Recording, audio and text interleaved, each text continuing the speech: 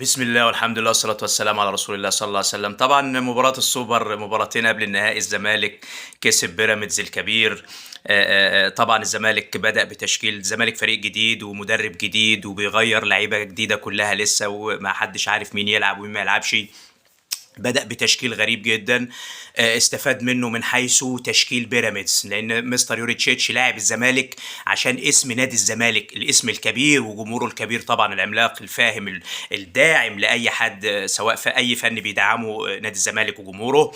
اشتغل عبد الرؤوف استفاد من تشكيل بيراميدز زي ما أنا باقول. كان لازم بيراميدز من حيث إن هو شايف يوري تشيتش طبعًا المباراه ما بين الشوطين كان لازم يتدخل يوري تشيتشن، كان عايز يكسب، لان طبعا الزمالك هو شاف ان فريق كله لعيبه جديده ومغير كتير في الاسماء، ولكن هو ما تعاملش مع المباراه. كلامه اللي قاله كمان بعد المباراه ملوش علاقه باللي حصل في الماتش. هو بيقول اللعيبه مرهقه وتعبانه والكلام. طب اللعيبه مرهقه وتعبانه، اول تغيير انت عملته في الدقيقه 82 التغيير الجناحين كريم حافظ، اللي انا شايف ان هو ما كانش يلعب ماتش زي ده. التشكيل ده انا كنت اوافق مستر يوري تشيتش لو بيلاعب النادي الاهلي الكبير اللي عايش في نجاحات على طول وباستمرار، ونجاحات رهيبه.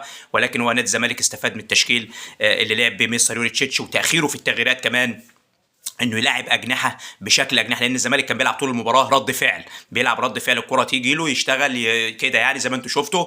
ولكن يوري تشيتش ما تعاملش مع المباراه وتعامل مع نادي الزمالك عشان اسم نادي الزمالك وجمهوره الكبير. النادي الاهلي طبعا وسيراميكا، الاهلي بغض النظر عن اللي الناس بتقوله ضربات جزاء والكلام الفاضي ده، النادي الاهلي طبعا نادي كبير وعايش في نجاحات وعارف امتى يكسب.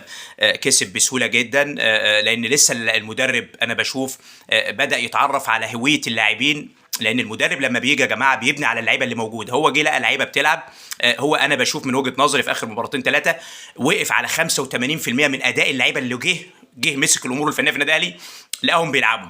عجبني جدا انه لاعب بن شرقي في حته الجناح اليمين بيحمي طاهر من الولاد والناس. عاجبني انه مستمر ان لاعب كوكا في حته الشمال، لان مفيش حد اللي موجود الولد شكري او الناس دي لسه بتتعلم، لسه فرق، لسه لعيبه جديده على النادي الاهلي ومعطياته وكده يعني. بيشتغل قافل ودنه، لسه ب 85% اتعرف على اللاعبين. طيب سيراميكا طبعا الكابتن علي ماهر طبعا انا بشوف دايما ان هو فني مجتهد بيتعلم، ولكن هو مش موهوب، ما بيعرفش يدير المباراه الكبيره في 90 دقيقه، ما بيعرفش يتعامل مع الماتش. ربنا بيديله تعادل 1-1، كان ممكن يطلع بالحج. والجناحين بتوعه الظاهرين الجنب ما هماش اصلا ظاهرين زي محمد عادل ومحمد صادق.